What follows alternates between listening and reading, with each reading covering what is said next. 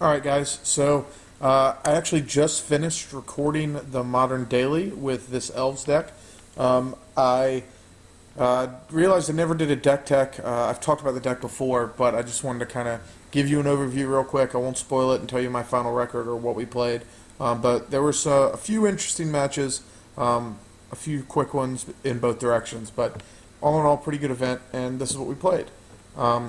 We'll start with the mana base. We have 19 lands. 9 of those are green-based fetch lands. They can be any modern legal green fetch lands. Then we have 1 Temple Garden, 2 Stomping Grounds, and then we're playing 6 Forests and a single Cavern of Souls.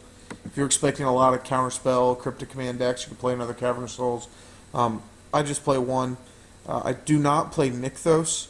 I think Nykthos hurts your best draws.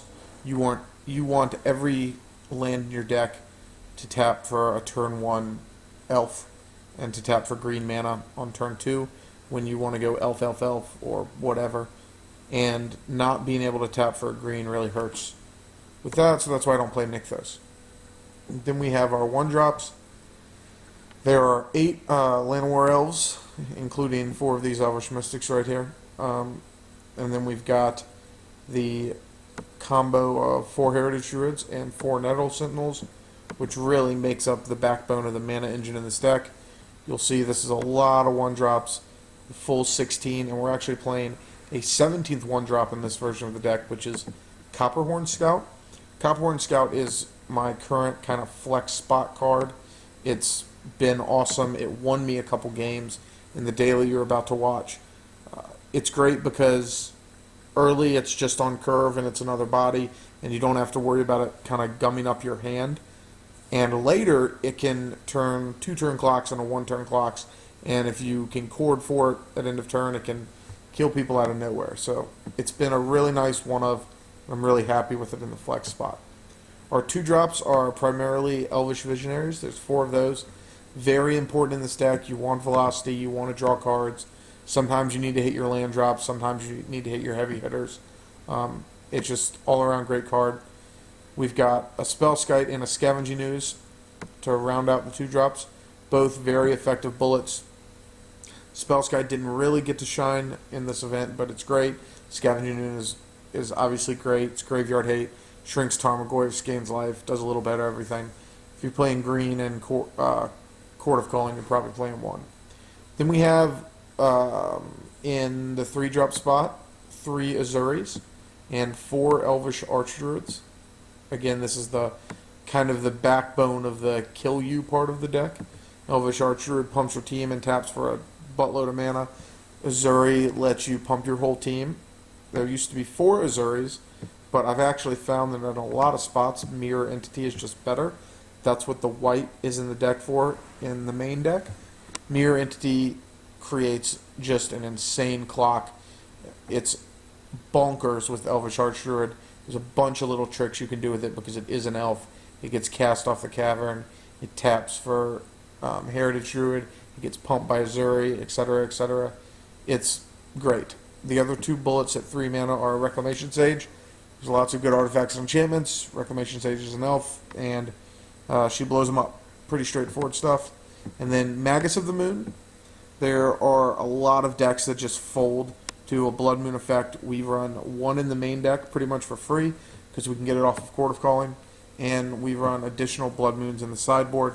That's a big reason why we're running such a basic land and fetch land heavy mana base. We're taking a little bit more damage to be able to Blood Moon people. We've got our 8 spells after that. Again, these are all top curve toppers. 4 Court of Calling, 4 Collected Company. They're both great. We've then got to the sideboard. This is a little bit different configuration that I've run in the past. I'm trying some new things out. The 2 Blood Moons, like I said, the mana base is designed to take advantage of Blood Moon. There's a reason we're playing the Magus main deck and the Moon in the side.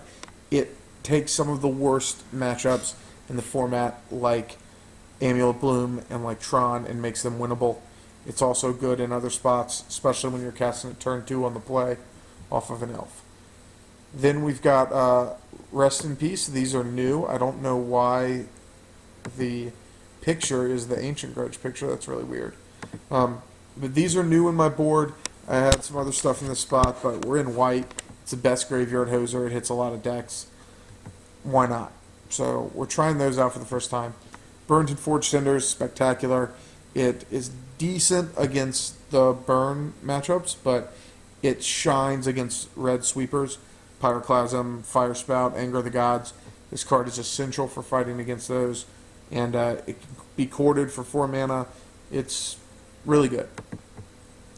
Rending Volley is twin hate, and with Merfolk decks popping up everywhere, it also is a nice Lightning Bolt variant in that matchup. Just good. Ancient Grudge, again, is a very cost-efficient way to handle a matchup that can be very close. Affinity, like us, is a bunch of junk and a couple cards that matter.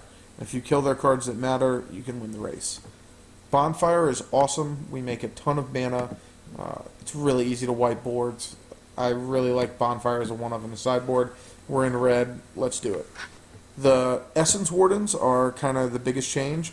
I've been fooling around with a bunch of different stuff in the anti-burn slots, and we're trying out Essence Warden. Everyone on the internet has said that this card is great. I've always kind of been a little bit of a doubter. It doesn't do a bunch as soon as you play it. It has to live to do anything. It's just a 1/1, blah, blah, blah. But I guess we'll find out. I don't always play a choke, but it's really nasty when it works, and it kind of goes along as just another Blood Moon type effect. Obviously, it hits different decks.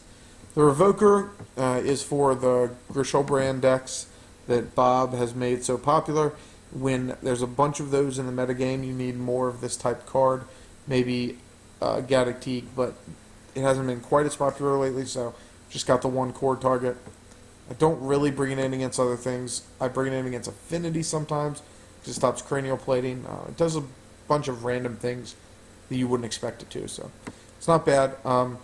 So I hope you guys enjoy the videos. I'm going to be doing more videos with different modern decks.